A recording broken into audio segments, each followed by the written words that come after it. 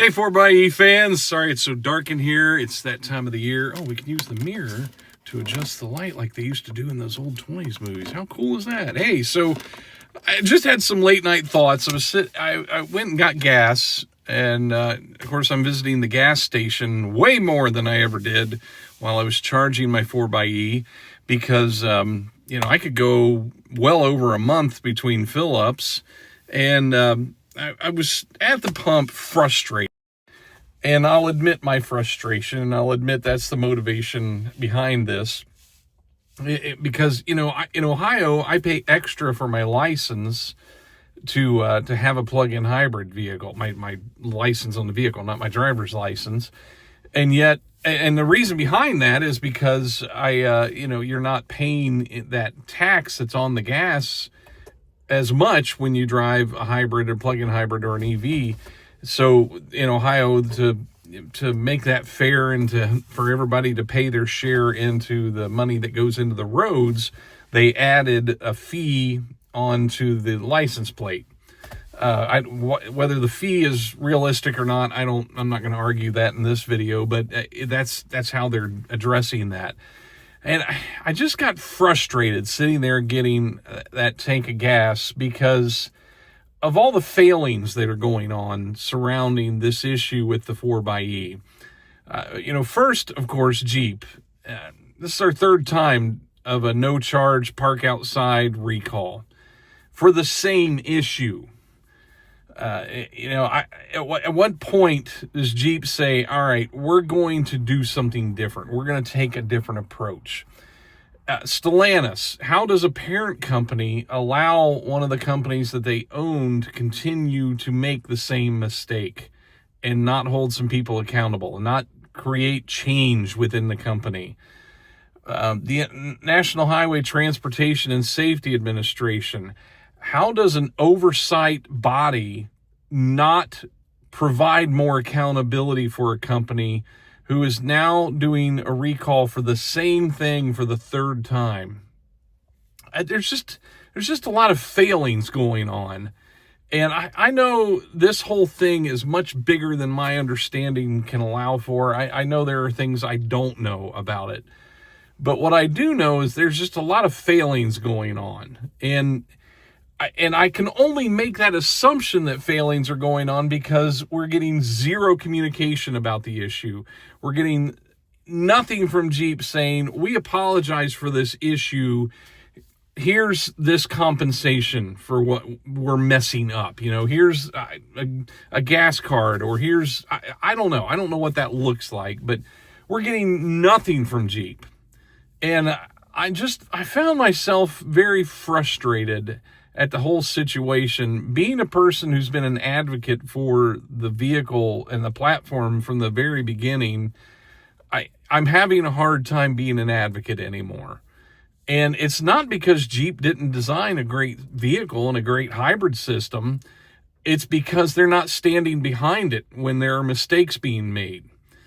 And that, to me, is frustrating. It's a slap in the face to every engineer that worked on this project and designed this amazing machine to then have it have so many issues because of the parts you're putting into it. And I don't know. I just found myself extremely frustrated at all the failings that have gone on with the 4xe. And we just shouldn't be in this place. And it's a shame. I had a smart electric drive years ago. Dorky little car, but amazing little car. Love the little thing. It was a 2013, and I bought it used in 2016.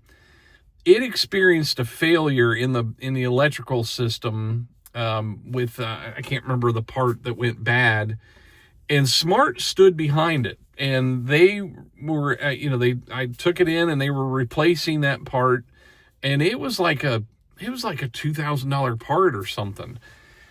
In that process, they when they went to detach the main big high voltage cable from the battery, they messed something up for which there was no field remedy. If you're familiar with repair of vehicles, there are manufacturer accepted field remedies if things don't go exactly right, they will have ways to make things work that don't involve then having to replace a whole big expensive part if they can do a field remedy.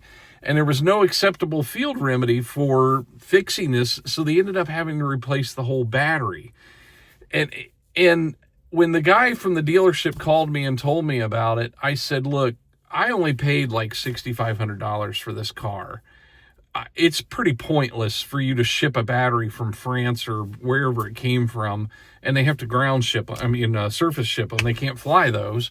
I said, it's pretty pointless for you to put this car back on the road. From a business perspective, the numbers don't make sense.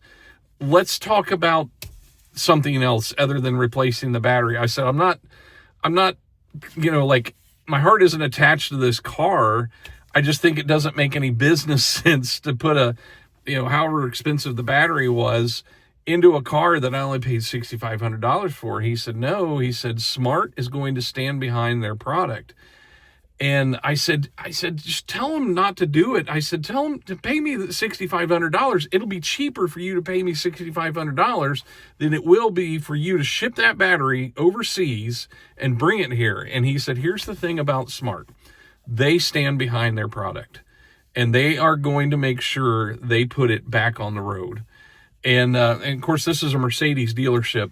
Smart was administered in the United States by Mercedes, and Smart was a joint venture between Swatch and Mercedes to begin with. And so they had that mindset that they were going to put that thing back on the road, even though it was costing a ridiculous amount of money. And I was really inspired by that. And I've been thinking about that. Like, if Jeep had that approach to this issue, we wouldn't be on a third recall. If Stellantis had that approach, we wouldn't be on a third recall. This issue would be resolved the first recall, and maybe I can even take the second. But neither one of the previous recalls, nor this one, based on the information we have so far, is going to actually address the issue of these bad batteries. So let's talk about these batteries for a minute. We have been told this is a separator issue, and I believe that to be the case. I'm not saying that's not true, but we're also seeing a lot of premature battery replacements due to battery degradation. I was kind of holding both those issues as two separate things, but I think they're one and the same. Because on the Jeeps that people have had J-Scan, we can go in and look at our battery state of health and see that it's declining over time. Mine is now at like 92.9%. It has degraded almost 9%, or a little over 8% in just a little over a year. And unless it slows down and tapers off, it's going to continue to decline in health. And we see a lot of posts in the 4xe fans Facebook group of people saying they were driving along and all of a sudden the engine just started at a weird place, or they start seeing weird performance issues, and then a few months later they're in getting a battery replacement. And I don't think there's enough acknowledgement publicly that we're seeing all of these batteries getting replaced. So we have a battery issue. It's apparently a design issue, and it may be separator driven, but I think it's also chemistry driven or something like that. We're tracking both Grand Cherokee and Wrangler 4xEs in the 4xe fans group, and we're at 23% replacement rate. That's hugely unacceptable for there to be that many batteries getting replaced. And keep in mind, when their state of health gets low enough, they throw a P0BBD code, which is a cell imbalance scenario, which is what happens when you have battery degradation.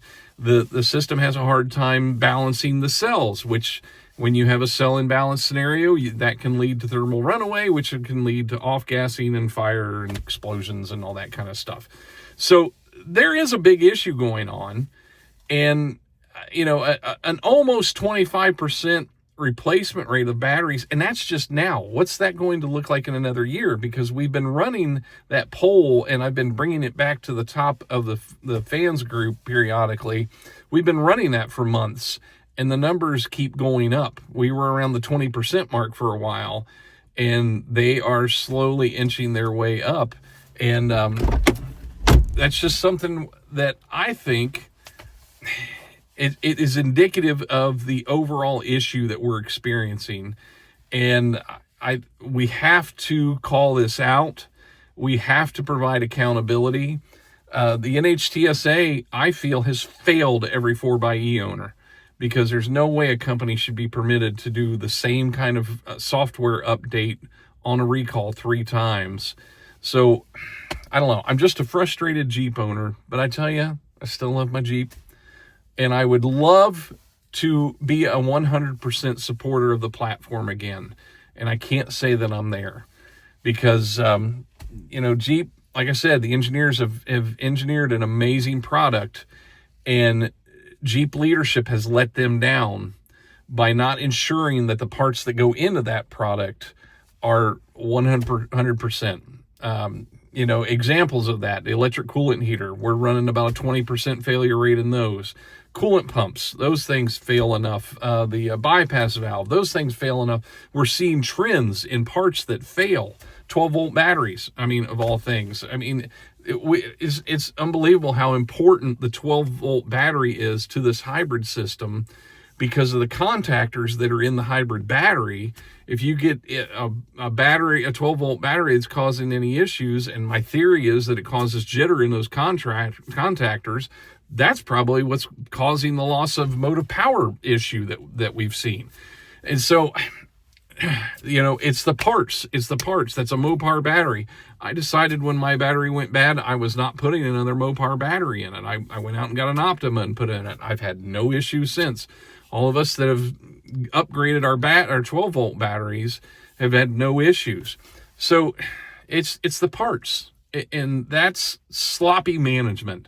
For us as owners to be figuring this stuff out and understanding what's happening, that's sloppy leadership. And I think Jeep, Stellantis, Samsung, the National Highway Transportation, the Safety Administration, all those groups, companies, and organizations need to step up their game. And I'm sorry if this steps on anybody's toes, but the truth should never step on your toes. And that's just something we need to address. And I don't know. My frustration led to a lengthy video, and I apologize for bringing you along into it. I appreciate every one of you who's subscribed to this channel, and I hope you all are well. Take care.